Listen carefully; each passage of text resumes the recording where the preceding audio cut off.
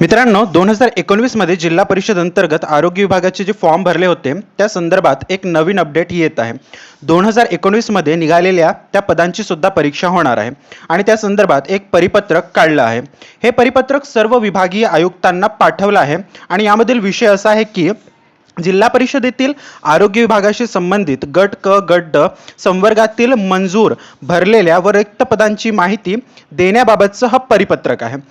यामध्ये कोरोना विषाणू प्रादुर्भावाच्या पार्श्वभूमीवर जिल्हा परिषदेतील आरोग्य विभागाशी संबंधित आरोग्य सेवक, आरोग्य सेविका, प्रयोगशाळा तंत्रज्ञ, औषध निर्माता व आरोग्य पर्यवेक्षक या 5 संवर्गातील मंजूर पदे तसेच याच संवर्गातील मार्च 2019च्या जाहिरातीतील रिक्त पदे वगळून त्यानंतर रिक्त झालेली पदे आणि आरोग्य विभागातील गट ड संवर्गातील सरळ सेवेने भराव्याची एकूण मंजूर रिक्त पदांची माहिती शासनास सादर करण्यास सांगितलेले आहे।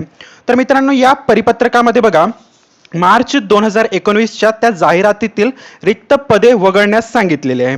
याचाच अर्थ असा आहे की 2019 मध्ये फॉर्म भरलेल्या त्या पदांची परीक्षा आधी होण्याची शक्यता आहे व त्यानंतर जिल्हा परिषद अंतर्गत आरोग्य विभागात पुन्हा नवीन भरती होण्याची शक्यता आहे।